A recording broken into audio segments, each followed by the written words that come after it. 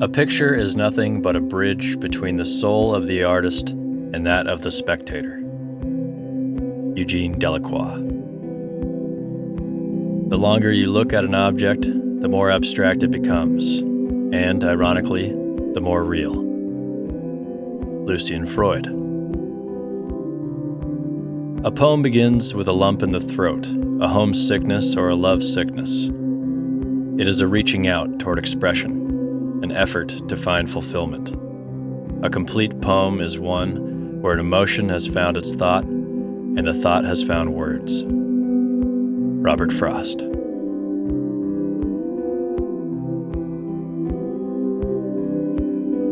The town of Sheridan sits just east of Bighorn National Forest at the northern edge of Wyoming. With a population near 18,000, its main street shines with the light of old, the architecture, to our great benefit, having maintained its early 20th century charm.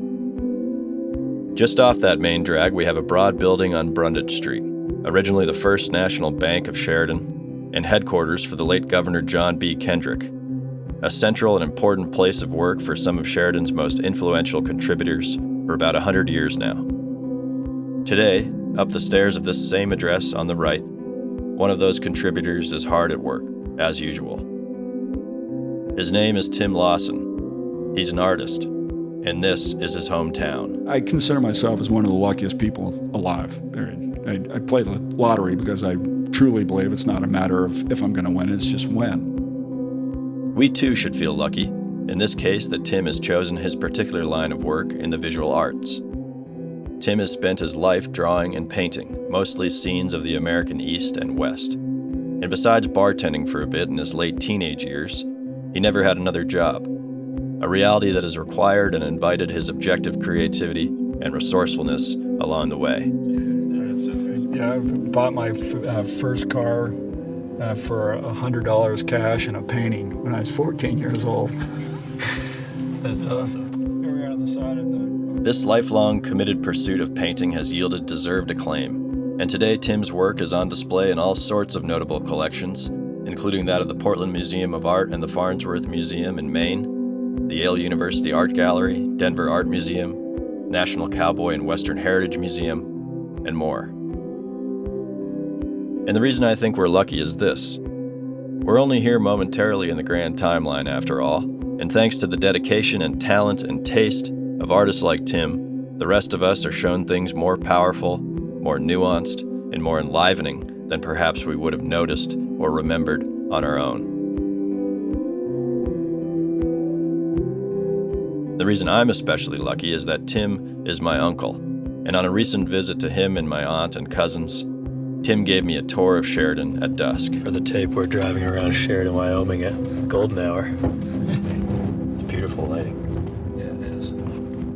Telling me about his experiences there, ripping through town on his bike as a kid, his dad's pizza shop on Main Street, and pointing out some of the scenes he'd recently selected to paint for a show called Hometown.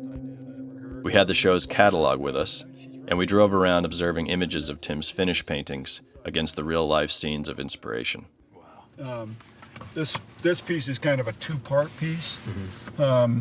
The foreground is right here, where all these, you can still see kind of the tracks of the big trucks and turning in. And I think most people would think, this is probably the eyesore of the community, but if you stay open and have an open mind, anything can be pictorially interesting. I just try to stay open in mind, open in thought, and not have any preconceived ideas. And a lot of times I'm struck by something when I'm not even looking. I'm coming back from the grocery store, driving home from the studio. Yeah. A lot of times when it hits you, it's like a little electric shock. And more than painting the subject matter, I try to paint the feeling I had when I first saw it, or when I was first struck by it. This is a house I grew up in, a great address, 1010 West 10th Street. So that's been in the family for how long? I think my mother and father bought it in 1962, I believe. a year before I was born. Wow. I really can't imagine a better childhood. It was heavenly, the freedom of it. This one's getting a little hard to see. Oh, yeah. It's the laundromat right here on the right-hand side. I love that one. So here we are at Neighbors, which is the side of that house there, Yep. almost in the same light. Look at the Yep. Oh, yeah, wow. peak in the... The triangle shadow. That's incredible. I think most people think of architectural structure as an inanimate object, but you know, some of the New England houses that are a couple 250 years old or so, I think of as almost a living structure over time. They've had additions put on and windows taken out, and they have blemishes and scars and take on a personality. If it's not living, it definitely has a personality that is very relatable. Yeah. It's a different timeline than we have. The same with trees. You know, I don't do a lot of figurative work in the sense, but if I'm doing a structure, I think of it as doing a portrait of that particular structure. Or when I'm drawing a tree, I'm trying to do a portrait of that specific tree, not a general, you know, cottonwood tree or a pine tree, but that specific one. This one called reclaimed lumber is down here on the edge. And this guy, Matt Hill, who's a super nice guy, was one of the, we almost got him to build the house. He's younger. Is that him? Stop and say hello. Matt, how are you? Tim Lawson. What's happening? Well, I got my nephew here, Ty McDonald, Matt. And I just wanted, I was going to show him these paintings that I had in, hope you don't mind. I didn't know you painted that. Yeah, didn't you come to my show? Not yet. Yeah, that was it. It looks much nicer now. Well, it's still pretty nice. Not a bad rendition, huh? No. Definitely recognizable. It's a law office now. But when I was a month before I turned 13, I think.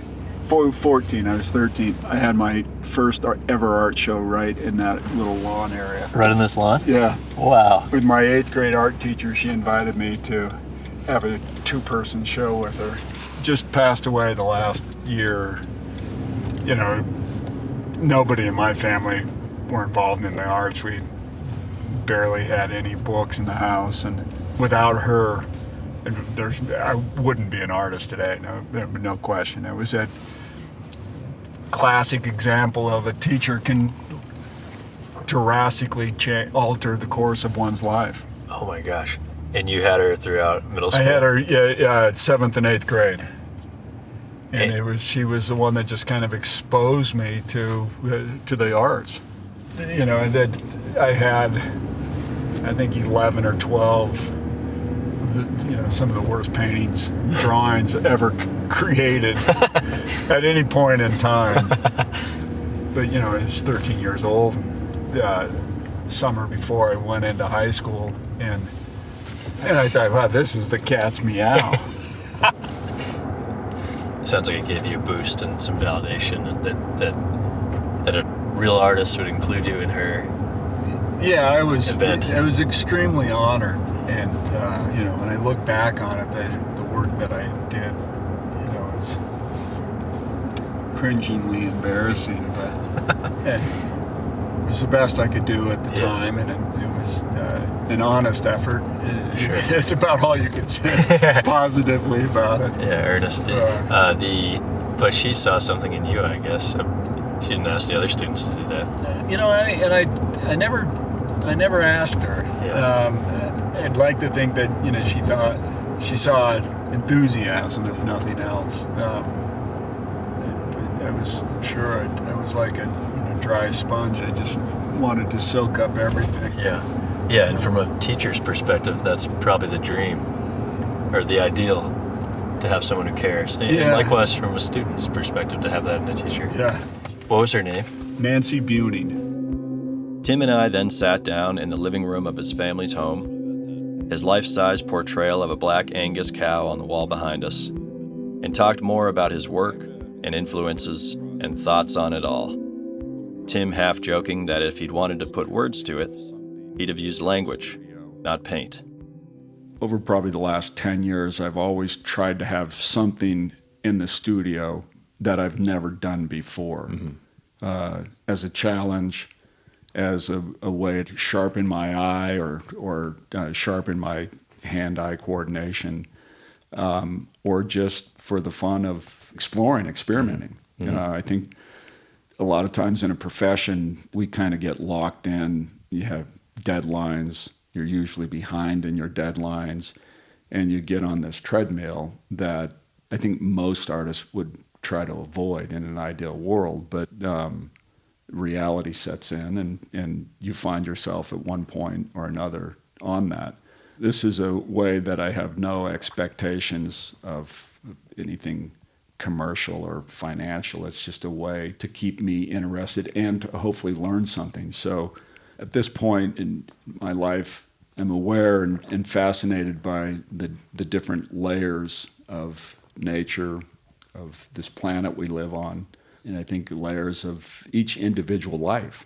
No two of us are the same. Right. And it's not that, one is 5'8" and others, 7'1". It's, I think more importantly than that, it's our day-to-day experiences of the tree we've fallen out of. It's individual threads that are woven into the fabric of life that makes each one of us unique. Yeah. But I see it also in nature. I see it in my subject matter, whether it's one of the fields here on the ranch or one of the many layers of paint on the side of a 18th century New England house. And those different layers become the woven character of the subject matter, whether it's a tree or a house or just a pure landscape. Right.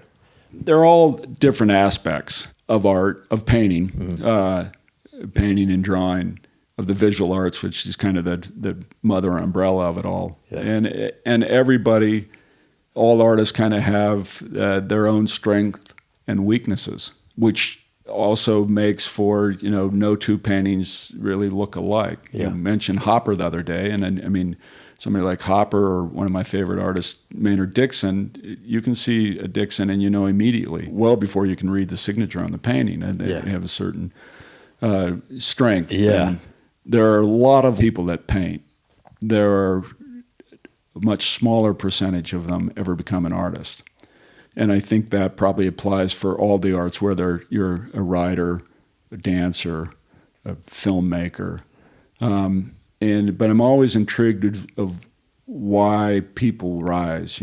There a lot of people write books. We get very few T.S. Eliot's or Steinbeck's or and what is it that separates that work?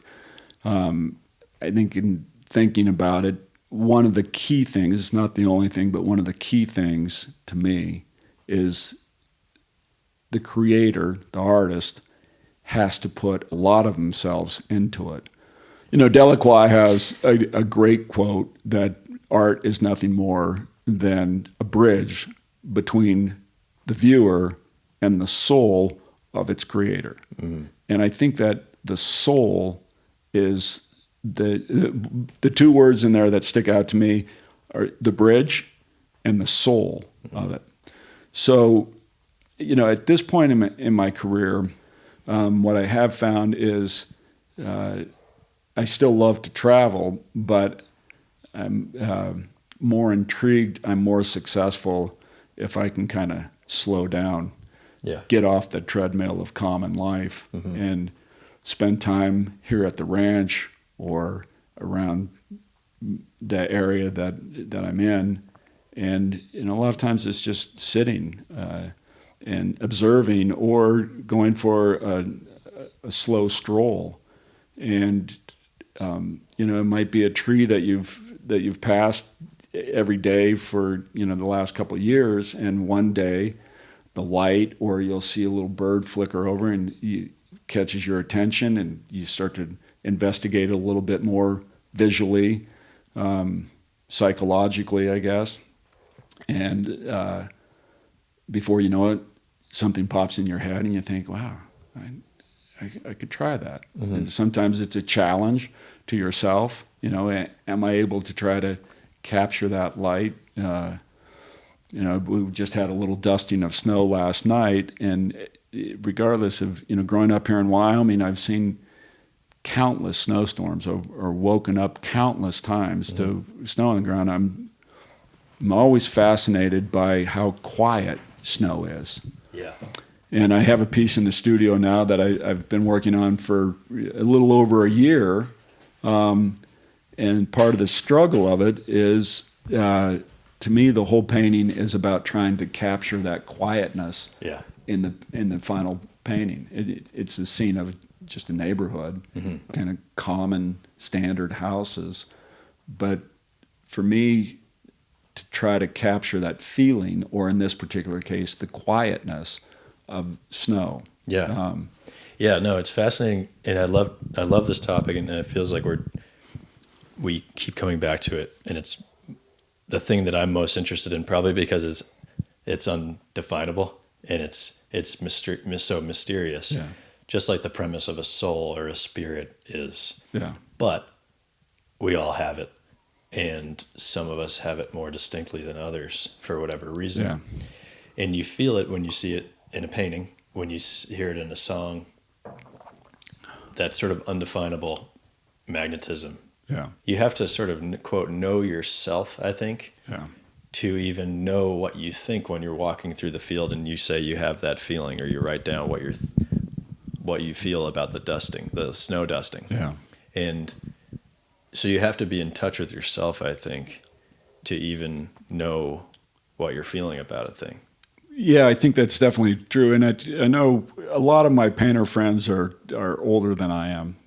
My closest friends are, 8, 10, 12 years older than I am. And when I was starting, I'd always, they would ask, what are you trying to say with this piece? And I think, what do you mean? What am I trying to say? I'm trying to mix that goddamn green, that I'm seeing out there. You get to some point where you have to have that knowledge. You have to know how to paint the correct value. You have to learn how to draw enough to some degree to allow you to make that translation from what you're seeing in a three-dimensional world onto a flat two-dimensional surface, if we're talking about painting and not sculpting. But then you have to forget those rules also. And, one of my big influences was Andrew Wyeth and Jamie, his son Jamie Wyeth. And of course, I can't think of a single artist who from this country that I admire who wasn't at some point or to some degree influenced by the wonderful illustrations of N.C. Wyeth, who was Andrew's father and Jamie's grandfather. They're just so powerful, and I think we're in all the classic, Scribner books of Robin Hood and Last of the Mohegans and Kidnapped and Treasure Island. All of them. And when I think of those books, I think of the images that NC was able to create, and it just, from a design standpoint and an artistic. And then back then, illustration was considered a much, low brow. There wasn't fine art. But now today, they're terrific works of art, even though they are done of illustration. Talk about creating a feeling. Oh, it's just, and NC particularly had that wonderful ability to take what wasn't written in the story and paint it in an image. Right. It was that, talk about making a bridge. He made that bridge from what the author was writing and describing to, it was a super highway bridge. Right. But something that he saw in the story. Yeah. It was in the story for him. Right. It was, he's not taking a painting that was finally described. He's taking something that was alluded to or wasn't described at all and creating it. Mm-hmm. So anyway, but Andrew Wyeth, when I really started to see his work for more than just it is, he's, I think, a lot of the artists that I admire are, they're big liars because they're not painting what is out there in reality.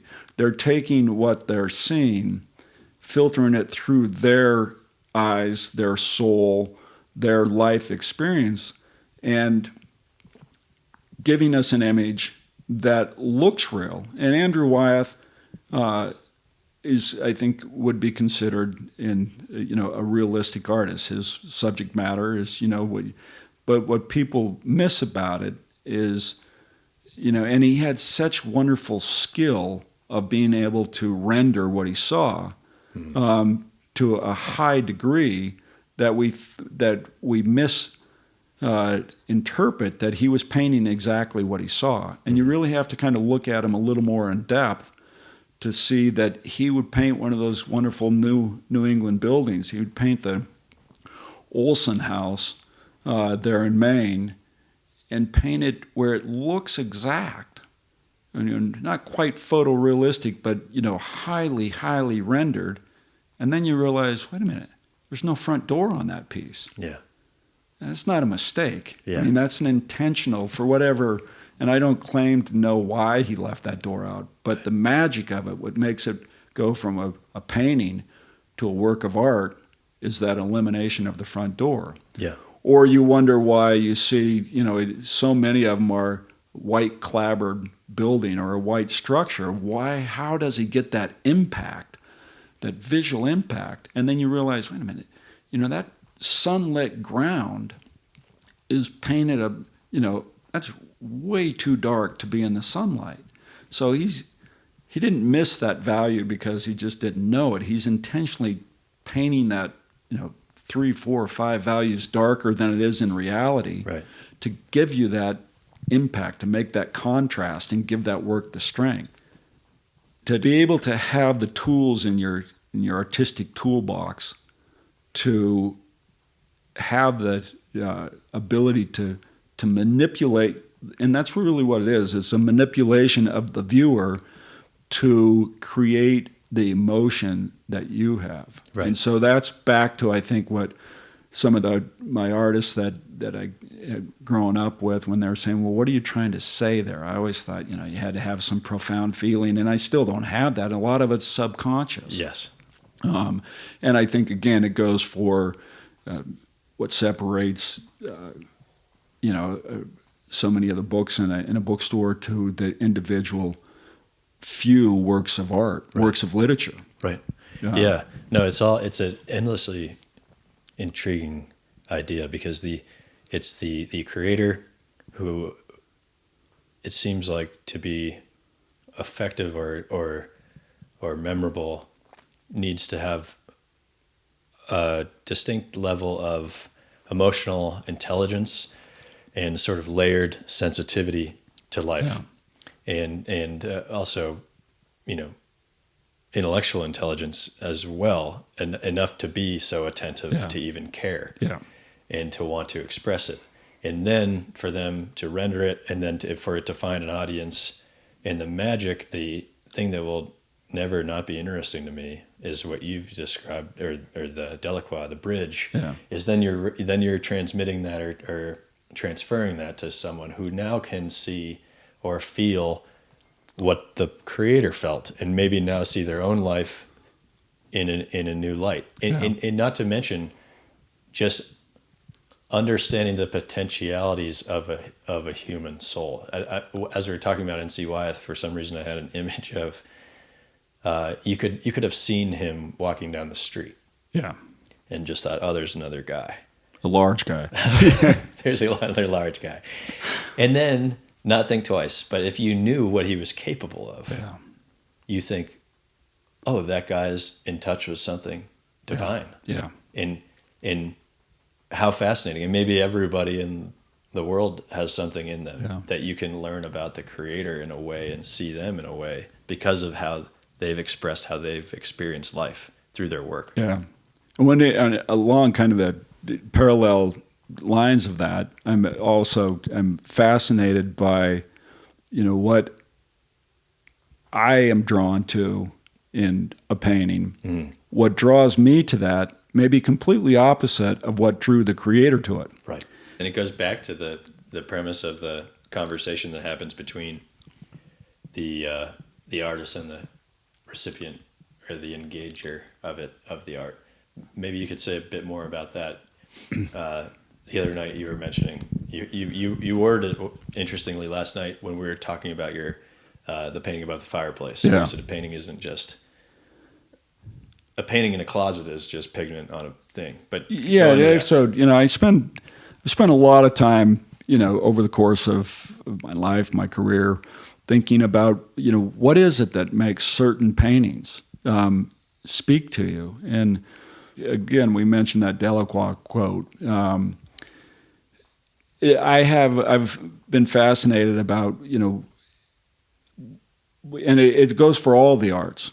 When does it become more than, pigment on canvas or graphite on paper, ink on a page, steps choreographed on a wooden floor, opening night, if you're like to go to a theater, versus the last dress rehearsal. And if it's any kind of production, on the final dress rehearsal, everybody involved, from the guys operating the curtain to the sound men to the orchestra in the pit, they have it down pat. The actors all know their line. Nobody is learning their lines on the final dress rehearsal. But the difference between the final dress rehearsal and opening night, I think, is probably universally agreed upon, that they're not the same. Mm-hmm. And so if the lines are all delivered, the curtain closes at the right time, exactly the same on the final dress rehearsal as it is on opening night, what's the difference? The only thing that's the difference is there's an audience there on opening night. And so the audience, along a logical thought, is then the audience becomes the X factor, which brings us back to Delacroix. You have to have the viewer for it to be a work of art. Mm-hmm. And then you can take that one step farther and say, well, maybe it's not the words on the paper or the paint on the canvas, but it's that indefinable space. It's really a transition or a transaction between the viewer and the book they're reading, the painting they're looking at. That, to me, is the definition of art. And so I've spent a lot of time thinking about, you take one of the great pieces, you take a Rembrandt portrait, or The Night Watchman, or Sargent's El Alejo, mm-hmm. and you put it in a crate, and you stick it in the vault, and it's humidified and climate controlled where there's no damage to it. But is it a work of art then? Or does it just go back to pigment on canvas or printed ink on a page? Mm. And I like to think that it reverts back to pigment on a canvas until at some point, whether it's a week or a year or 100 years, that somebody takes it, opens up the vault, takes it out of the crate, and looks at it. Yeah. All of a sudden, it becomes a work of art again, because of that transition, right, transaction, right, the transference of energy. Yeah. And what, as you're saying this, I'm getting chills thinking. Not only, it's not a singular work of art. Yeah. This painting, let's use El Jaleo as an example. There's a work of art happening between me and the painting, between you and the painting, between however many people go through the Isabella Stewart Gardner Museum in a year. Yeah. Infinite works of art happening because everybody is different. Bringing their own experience to it. Yes. And it requires the contribution of the viewer. Yeah. Like you said about, once you do it, it's done and people will react to it individually. Yeah. You've already done your work, but how interesting that once it's done, it stands, and for as long as it exists, it is a generator of magic, to use that word, the art that happens between the recipient and the piece. Yeah. The viewer has to be in the right frame of mind, makes it seem too specific or something, but you have to be at least aware, subconsciously most of the time, but you have to be open for it. Not only has the artist had to put something into it, the creator of it, but the viewer has to bring something too. And that's why you'll see, you might see El Alejo for the first time and you're connected to it, but then you go back to the Isabella Stewart Gardner and you might walk by it and see, another one that connects to you. Sure, just like reading a book in high school or reading it Yeah, when you're 30. exactly. Yeah. At different phases of your life, Right. the book hasn't changed. There hasn't been it's permanent ink on paper. Yeah. It hasn't changed at all, but your connection to it changes. Yeah. And perhaps that's one of the great reasons that we need or should honor and keep honoring art is that it engages us. It will continue to engage humanity to stop and look and pay attention, not only to admire the talents of the creator, but to think about your life in a way that asks you to look more closely at it and to note how you feel about your own experience and what you can learn from it. Well, and I think that's a very good point, because then you could carry this a little bit farther and say, are the arts essential? And whether in a society, in education, and they're usually the first to be put on a chopping block when budgets get tough or tight. And and everybody with this pandemic that's going on now, everybody's tightening their budget. And in public schools, they're almost universally the ones that first get cut. But I like to think that art is essential for a healthy society. It's not going to keep you alive if you're starving to death. Right. But having a little bit of thought, I'm unable to think of any place that has nothing on the walls or nothing in the bookcases, other than an insane asylum. Yeah. Again, I think for a healthy society, art is essential. All of the arts. Picture a world without it. It doesn't have to be beautiful. Right. In fact, I think it's rarely the most beautiful picture. And I don't know if I wouldn't say it's necessarily a requirement, but I'm drawn toward painters, artists, who are able to take kind of a mundane subject and make it into what becomes a beautiful or a powerful piece of work. I don't think art and beauty necessarily go hand in hand. I think of Andrew Wyeths again, or the wonderful Spanish painter Antonio Lopez Garcia. Antonio Lopez Garcia can take a bathroom and what most people regard as kind of a nasty bathroom and make it a compelling work of art that is hard to get out of your head. He has such wonderful technical skill, again, which really becomes a vocabulary. That he has a huge vocabulary, but he also has that inner voice or that feeling, that vision, that soul that we mentioned before, that the subject matter becomes irrelevant. Mm-hmm. To that point, it makes sense that we are drawn to the person that created it, because if the rendering or the final product, the work of art speaks to you, that's one thing. But then speak for myself, then I become very curious, who's behind it, and what do they care about, and what's going on in their own experience that made them need to make this. Yeah. But also, it's endlessly layered. Yeah. But you want to know, it's not even like you want to know why. I just want to know more about what could create such a beautiful thing. Well, there's always that human element of it, that another human being like yourself or myself has what combination of experiences, thought, taste, vision has allowed that. I love what you think is one thing at 30 feet becomes something completely different at a foot. Mm-hmm. Mm-hmm. And I wish I knew more about music, because as we've had talked over the last 3 days or so, our love of music. My unhealthy jealousy of musicians, other Same. painters. And as we've mentioned, I think music is the highest form of art. I think it's probably the oldest form of art.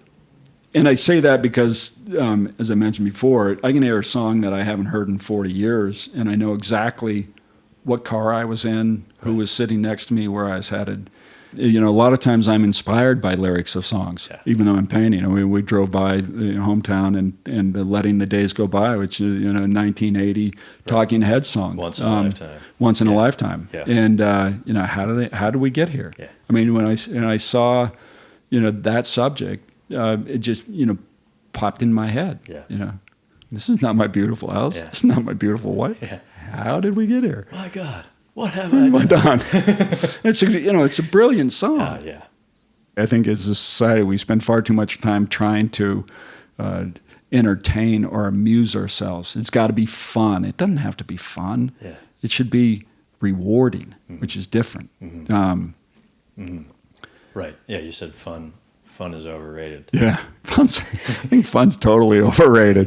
Life is a struggle, even in the best circumstances. There's a lot of pain. There's a lot of disappointment, and that's those are big patterns of thread in our tapestry of life. And I think the more we realize that they're and I think I would even venture it's an essential thread or an essential ingredient to a fulfilled life. Sure. Nothing's more boring than just having everything come easy to you, and without the struggle. Right. And it doesn't need to. I mean, even though we all will experience deep pain and struggle and hardship, even just the day-to-day activity of being a contributive person, that could fill in the definition of struggle too. But to your point, finding beauty in that, creating meaning in that, doing the work to be aware of your own experience, even if it's not quote fun, or what society tells you should be and you should desire as enjoyable. Creating the beauty in that is perhaps the most important work any of us can do. And art helps us do that. Well, and I think, again, I'm not particularly intrigued. I don't find barbershops all that exciting, but I'm awfully damn glad that John and Paul did, with Penny Lane. And, so again, it comes back to the subject matter really becomes, when you really start thinking, it becomes irrelevant. It doesn't, as a broad, it doesn't matter. It only matters to the artist who is drawn to it. And then it becomes all important. Right.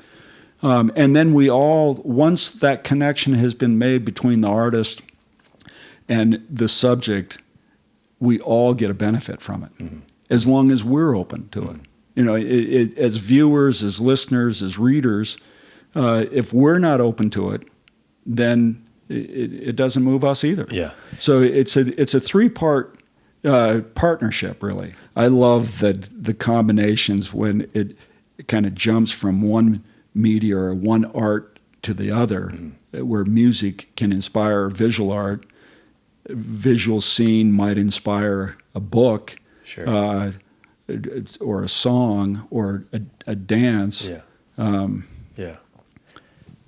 And what's neat about that is that we have the choice more than ever now with the availability of things. Within a couple of seconds, if you have internet connection, you can find the world's library of art, music, painting, writing. Well, Pinterest, just a simple format like that. I mean, I see work created all over the world. Right. And to study the folks that you feel viscerally connected to, or who have some effect on you, and to learn more about what influenced them, and to just sort of immerse yourself in the greats, whoever the greats are to you. You're sort of choosing your inputs and then potentially the quality of your own expression, or even if it's just your own experience of life. What you view, what you read, what you listen to, what's hanging on your wall, what type of house or structure you live in, those all become important. in that they're if they're not defining, they're at least altering Sure. Your taste. Sure. And then your tastes go into how you see the world. Yeah, and as you're saying this, I'm thinking, not only is the artist's contribution, the physical expression, however they've chosen to go about it, not only is that the obvious contribution, but as you're saying this, I'm thinking perhaps a more profound or abstract contribution in the context of this conversation is they are showing us that, introducing us and reminding us continually of the possibility of seeing in this way. Yeah. Whether it's a beautiful painting or a film or something, you think that person lived in the same world as I do. Yeah. Look at what he or she made from it. Yeah. And is it possible for me, even if I never make anything, to start thinking of life with that intentional and that awareness of the beauty and the complexity of this place? Well, and then you would get another one of my favorite quotes is by the great British painter Lucian Freud, and he says, the longer I look at something, the more abstract it becomes, and ironically, the more real. There is that abstraction. I mean, what I do as a visual artist, I'm trying to transpose something that's three-dimensional, has great depths on a flat surface, and so the whole thing's an illusion from just the very basics of it. And even without getting into the psychology or the intellectual, the depth of it, of the thought that goes into it, the decisions that have to be made. And again, one of the things that to me separates the difference between an artist and a painter is the artist is making choices. What an interesting thing. Again, it's an inspiration to say, oh yeah, what am I surrounding myself with, and why? And what if everything around me made me feel a little bit more alive? The work and the struggle a lot of times is where the value is. I think, and not always. We need a break. We need to be, nobody can have their nose to the grindstone all the time. Right. You have to take back, kind of recharge your batteries. Rest. Empty the tank to fill it back up. Whatever metaphor you want to use, but that quality of life is, I think we're losing that as a society. Yeah. And the struggle in life, because a lot of times the quality comes from the struggle. I try not to take myself too seriously. I take what I do very seriously. I've been fortunate to have done it for a little over 40 years now. But I struggle more now with my paintings than I have at any point in my career. They're harder. They become harder and harder. I'd like to think that it's my knowledge outpaces my ability to convey what I know. Yeah. But at times I don't know. It's a constant. It's a battle. It's sometimes a physically wrestling match. You struggle. Sometimes it's always a mental of what I have in my head, of trying to get that out in my head and in my heart, because there's an emotional component to it also. I'm trying to paint a feeling. I'm trying to paint the quietness of snow more than just the value of snow or the contrast of snow. Yeah, and that makes me remember you've said this to me before, that you struggle with the quote, the disappointment. Yeah. And I don't know if that's still relevant for you, but if you could expand on that. Well, I think for me, at least, when that inspiration comes, whenever it may come, I have an idea in my head. And this is what we do is an egotistical thing. You can't stand in front of Raphael's Red Cardinal or any of the great museums, whether it's in the Metropolitan or any of the great works of art, regardless of where you see them. And there's always a part of you that thinks, what's the use? I mean, how can I improve on that? What can I add to that? Why even try?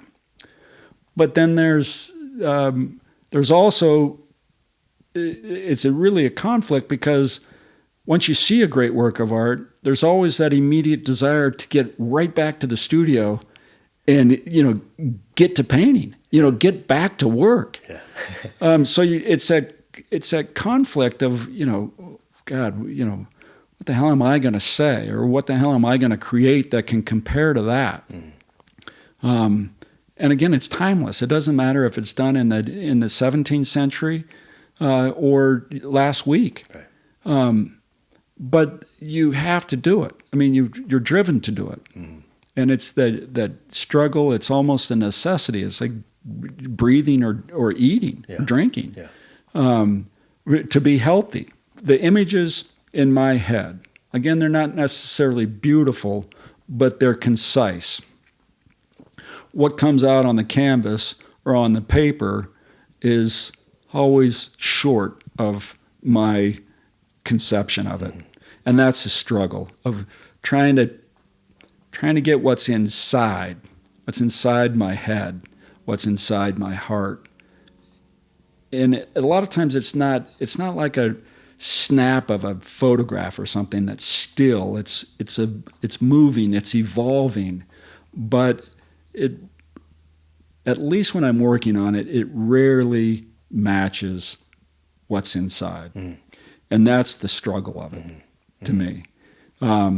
There are times where, and again, I think what you just mentioned a couple minutes ago, that struggle also, I think, has something to do in the equation of the value of it. Yeah. Because there are times where I've really struggled with it. You get to a point where I'm not quite sure what else to do. I'm kind of at lost. And that's usually when the piece is finished. Whether you have it all covered, the canvas is all covered, or it's all the same texture that you want or the layers that you want on it. But when you don't have anything else to consciously say about it, it usually indicates that it's more or less done. It's like any ideal it's always out of reach, and that's its magic. You're not. It doesn't seem like you're in despair because you can't realize it, but that's the thing that pulls us forward. That's the thing that pulls us out of ourselves to try to live up to, whether that's something that you worship or just a feeling that you had out in the field that made you feel a little more alive and that you wanted to pay homage to. You're absolutely, I think, 100% correct. The other thing that it becomes difficult is when you start off and you're just approaching it, whether it's drawing or understanding color or learning about color. Those are huge, big blocks. Right. I mean, they're gigantic boulders. And as you approach it, the differences become smaller and smaller and more nuanced and more minute, that's where the struggle is to advance instead of, when you first start out, a week into it, you can draw much better than you did when you started a week ago. But those advances become just like anything else. They become smaller and smaller percentage. And in the reality of it, it's those tiny nuances, those little shifts of which word do I put in this sentence makes all the difference. Sure. You go from writing to literature. And then I think you go from literature to poetry, which is nothing more than a distilled, where only one word makes all the difference. Absolutely. And that's the struggle. And that's what, but that's where art comes in. That's what separates, art from painting, poetry from the written word. Yeah, and the word choice being a synonym for, the hue of the leaves on the tree, or and the relationship of it. And it's never, I think when you start, you're worried about getting that color. And that color can be anything.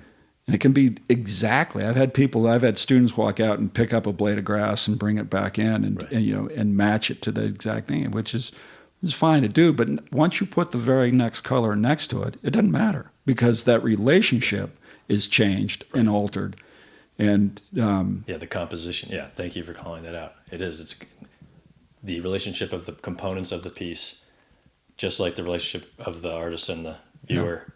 It's something happening in the connectivity, the endlessly layered connectivity of the pieces, and it comes back to taste, choice. Yeah. And I think that is all related to work. Yeah. And effort and all the things that without those components and the soul and the inspiration of those people that are willing to hang in there and commit and persist, we don't have anything worthwhile in life. Yeah. There's no bridges, there's no books, there's no paintings. Well, and the difficulty is there's no formula for the success. There's no formula for a work of art. Mm-hmm. You can't take A, put it next to B, complement it with C, and you get a work of art. Because just as we've mentioned, no two lives are ever the same. Yeah.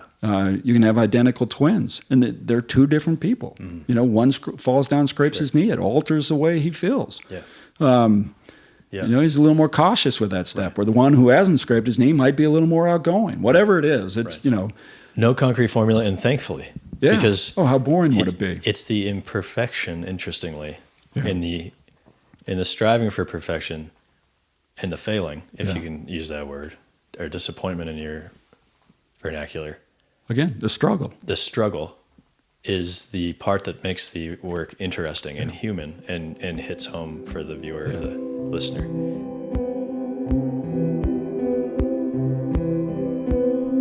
It was a natural transition in my profession as well as my life, that you go from just kind of traveling and trying to take in as much as possible, and then as you get a little older, get a little farther along in your career, you want to start to not see as much and have, so your destinations may be fewer, but the depth of experience within those destinations become deeper and more meaningful. Mm-hmm. The more you learn about something, the more interesting it becomes, and then the more curious you become, the more you notice.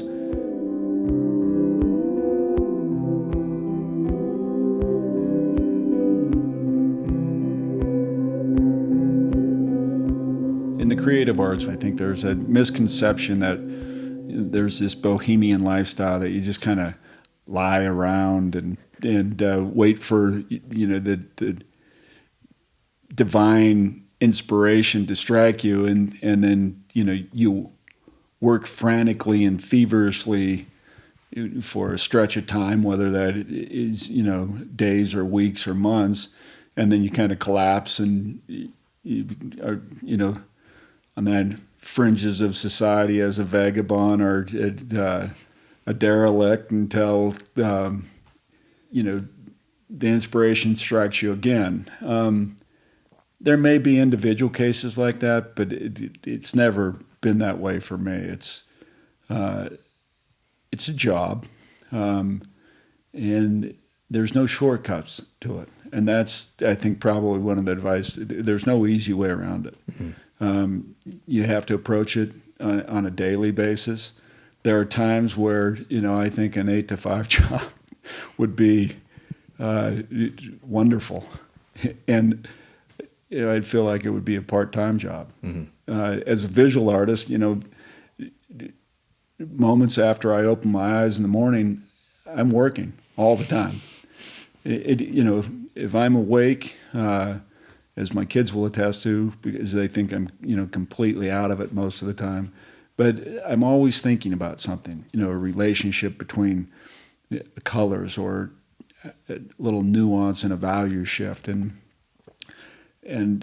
with the focus that it takes or the intensity, a lot of times, even though I'm present in the room, I'm, might be 50% there, aware of what's going on. My wife and kids would probably give you a much lower, percentage. And they call it painting head. Oh, we don't need to talk to Dad. He's in painting head.